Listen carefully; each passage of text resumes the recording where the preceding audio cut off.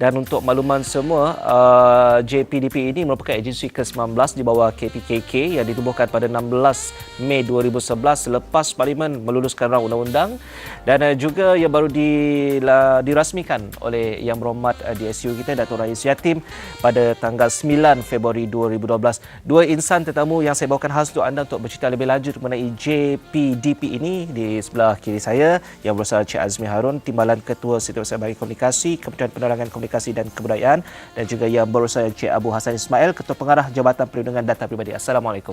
Waalaikumsalam. Sihat hari ini? Alhamdulillah. Kita nak cerita mengenai Jabatan Perlindungan Data Pribadi. Awal mukadimah ni saya rasa kita perlu bagi tahu pada penonton apa sebenarnya skop JPDP ni, Cik Azmi. Terima kasih. Assalamualaikum warahmatullahi wabarakatuh. Salam. Salam sejahtera dan salam satu Malaysia.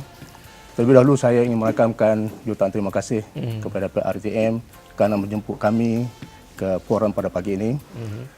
Seperti mana yang saudara maklumkan di awal pagi tadi, bahawa Jabatan Perlindungan Data Peribadi Malaysia ataupun dengan ringkas JPDP merupakan agensi yang ke-19 di bawah Kementerian Penerangan Komunikasi dan Kebudayaan atau ringkasnya KPKK. Jadi kalau kita lihat sebelum kita menjurus kepada matlamat penubuhan kita, kita lihat pada tahun 2001 dan lebih kurang 12 tahun, Yang Berhormat Datuk Seri Utama Dr. Rais Yatim, Menteri KPKK kita, yang pada masa itu dia Menteri Undang-Undang, telah menzahirkan bahawa pentingnya mewujudkan satu platform untuk data peribadi di mana untuk mengawal ataupun mengawasi penyalahgunaan data peribadi di negara kita keseluruhannya. Jadi lanjutan daripada itulah pada tahun 2010 Parlimen telah meluluskan akta yang baru, akta yang dinamakan Akta Perlindungan Data Peribadi (APDP), dan seterusnya berlandaskan akta itulah kita menubuhkan jabatan di bawah kementerian, Jabatan Data Peribadi. Itu dia. Dan matlamat utama kita ialah untuk memastikan bahawa fungsi-fungsi bagi melindungi kepentingan data peribadi umum, di mana kita dikehendaki mengawasi pengurusan data peribadi oleh pengguna-pengguna data. Sekarang ini data merata-rata. Kalau kita tengok sekarang ini, yang paling mudah sekali sebenarnya yang dinyatakan atau diungkitkan oleh Yang Berhormat Menteri, bahawa yang paling mudah sekali ialah penggunaan kad kredit kita, di mana merata-rata digunakan secara sewenang-wenang. So, itu salah satu perkara yang perlu diberi perhatian. Jadi kalau kita lihat dari segi pengawasliaan, kalau kita pergi pada fokus utama JPDP ini ialah kita mengawal pemprosesan data peribadi tadi.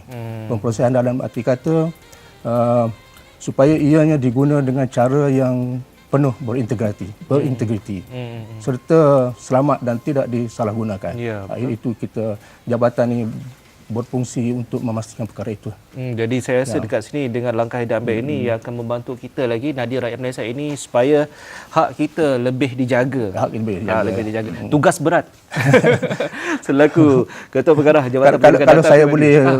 Kalau saya boleh rangkumkan secara spesifiknya, Jabatan Perlindungan Data Peribadi inilah bertanggungjawab memastikan semua pengguna data peribadi, tak kira lah individu, syarikat ataupun berbagai-bagai pihak, dalam transaksi. Yang penting dalam transaksi. Kalau tidak diguna transaksi, itu tidak menjadi masalah. Ada simpan data, itu tidak menjadi masalah kepada pengguna. Tapi apabila melakukan transaksi komersial, dia perlu mematuhi undang-undang semana-mana yang telah ditetapkan di bawah Akta 2010. Itu yang penting. Tadi saya dah kata tugas berat. Betul? Betul. Cik Hasan, bagaimana agaknya mungkin kita boleh spesifikasikan dari segi tugasan di bawah pimpinan Cik Hasan sendiri? Assalamualaikum warahmatullahi taala wabarakatuh. Waalaikumsalam. Salam satu Malaysia, selamat pagi dan salam sejahtera kepada para penonton. Seperti mana yang disebutkan oleh Yang Berusaha TKSU tadi, memang kita mempunyai satu tanggungjawab yang berat untuk melaksanakan, iaitu memastikan semua pengguna-pengguna data di negara kita mematuhi perundangan yang telah diluluskan oleh Parlimen, terutama dari segi prinsip-prinsip yang telah digariskan dalam perundangan. Dia ada 7 prinsip semuanya tu ya dalam menguruskan data pribadi.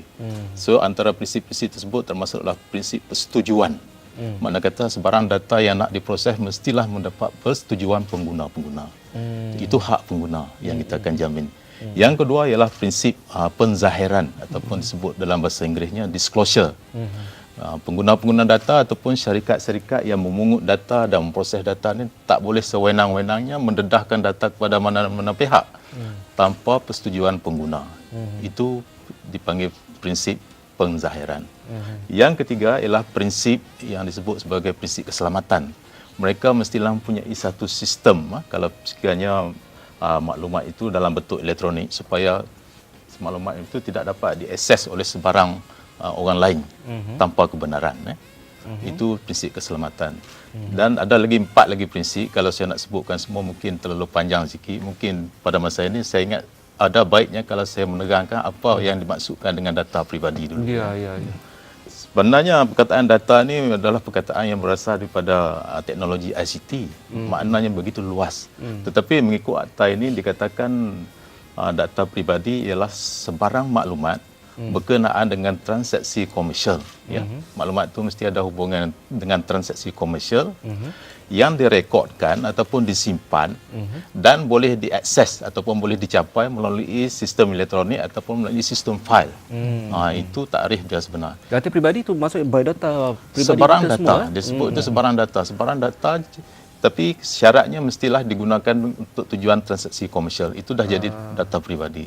Boleh jadi maklumat itu dalam bentuk nombor telefon, nombor kad pengenalan, nama, alamat dan kepada maklumat-maklumat yang lebih sensitif seperti status kesihatan seseorang itu, jenis darah ataupun pahaman politik, pendapat peribadi dan sebagainya. So itu dia punya tafsiran amat luas sekali maknanya, bidang cangkuknya tu. Jadi dari segi bentuk maklumat boleh jadi objektif ataupun subjektif. Dan dari segi format data tu boleh jadi dalam bentuk audio, video atau sebagainya dan fotograf itu termasuk.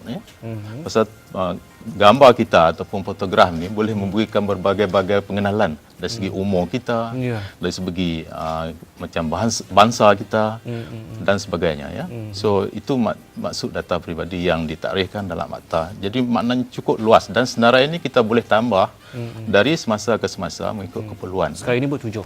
Sekarang ni banyak. Senarai itu kita akan gariskan dalam peraturan. Kita sekarang dalam proses nak melaksanakan akta. Jadi kita sedang menyiapkan peraturan ataupun yang disebut sebagai subsidiary legislation. So bila peraturan itu kita akan huraikan satu persatu apa yang boleh kita masukkan dalam akta tu. Hatta macam maklumat berkaitan dengan akaun bank misalnya. Itu pun dianggap sebagai data pribadi. Satu pengecualian daripada akta ini ialah maklumat berkenaan dengan kredit. Kredit itu tak masuk dalam orang kata apa bidang kuasa akta ini. Kredit, laporan kredit. Itulah yang dimaksudkan dengan data pribadi. Kalau kita nak cerita lebih lanjut lagi, data pribadi ni skopnya begitu meluas. Begitu luas, I think masanya. Tapi ianya siapa sebenarnya yang disasarkan untuk dilindungi dari segi data pribadi? Adakah termasuk dengan semua nadi rakyat Malaysia ataupun juga warga negara luar lain yang berada di Malaysia? Ya, yang pertamanya nadi bagi rakyat Malaysia. Yang keduanya bagi dia ada 2 kategori. Biasanya kalau bagi penduduk rakyat asing, dia mempunyai undang-undang khas di peringkat negeri masing-masing. Mungkin dia tidak meliputi negeri-negeri di luar kawasan negeri mereka. So kita kalau dia merangkumi negeri kita dan kita boleh mengambil kira. Jadi sejauh mana senario ini dapat dilihat memberi kesan ke atas perlindungan data pribadi rakyat Malaysia, khususnya kalau kita lihat tadi banyak ditekankan dari segi aktiviti e-perdagangan dan juga akibatnya jika sistem ICT ini sekarang ini dah popular digodam di pelbagai lagi istilah di situ. Jadi di sini ia memainkan peranan penting. Sekarang ini akibat daripada berkembang luasnya ICT. Jadi masalah penyebaran data itu senang, memang mudah diakses. So sekarang kita punya matlamat dalam pelaksanaan akta ini, kita akan mendaftarkan semua pengguna data. Itu sekarang proses yang mengambil masa kerana kita perlu mendapat persetujuan dan juga perlu mendapat tindak balas daripada pihak pengguna data. Dan kita tahu pengguna data ini sangat meluas. Bidang yang mencangkupi bidang e-commerce, perdagangan dan sebagainya. Selain daripada bidang kerajaan, kerana itu telah di protect. Dilindungi di situ. Ya.